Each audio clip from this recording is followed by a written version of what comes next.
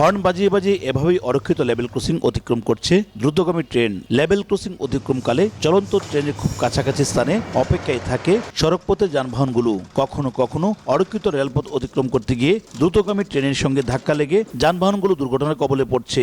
সাবধানের একটি সাইনবোর্ড টানিয়ে দিয়ে দায় সেরেছে রেলওয়ে কর্তৃপক্ষ। অরক্ষিত লেভেল ক্রসিংগুলোর মধ্যে ব্রাহ্মণবাড়িয়ার অংশে সদর উপজেলার চিনাইর ভাতশালা পাগাচং, আখাউড়া উপজেলার আজমপুর রাজাপুর, কসবা উপজেলার ব্রাহ্মণগাঁও মন্দবাগ, ইমামবাড়ি শালদা এবং বিজয়নগর উপজেলার সিঙ্গারবিল, মেরাসানি, বিষ্ণুপুর ও মকন্দপুর এলাকায় রয়েছে ছোট বড় অন্তত অর্ধশতাধিক অরক্ষিত লেভেল ক্রসিং। এসব লেভেল ক্রসিংয়ে হঠাৎ করে ট্রেন চলে আসায় কোনো কিছু বুঝে ওঠার আগেই আচমকা ট্রেনের নিচে কাটা পড়ে প্রাণ হারাচ্ছে পথচারী সহ সাধারণ মানুষ। বাঁকা একটা জায়গা, যার কারণে এখানে কোনো কিছু দেখা যায় না। ট্রেন আসলেও দেখা যায় না, যাইতেও দেখা যায় না। ঝুঁকিপূর্ণ দুটো মোড়ছা, ঠিক আছে, ডান সাইডে বাম সাইডে দুটো সাইড মোড়ছা, গাড়ি আসলে দেখা যায় না। গেটম্যান হই তাহলে আমাদের যারা সব রেগুলার আমাদের জন্য খুবই ভালো হবে। রেলপথ মন্ত্রণালয় ও স্থানীয় সরকার প্রকৌশল অধিদপ্তরের কর্মকর্তা বলছেন, অরক্ষিত লেভেল ক্রসিং এর বিষয়ে আন্তঃ মন্ত্রণালয় বৈঠক হয়েছে। এ ব্যাপারে দ্রুত পদক্ষেপ নেওয়া হবে।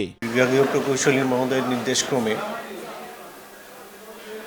রেল ফেন্সিং দিয়ে বন্ধ করে দিচ্ছি, কাজ চলমান রয়েছে। সামাজিক কিছু বন্ধুনি ছাড়া আমাদের মূলত কোনো বন্ধুনি নেই।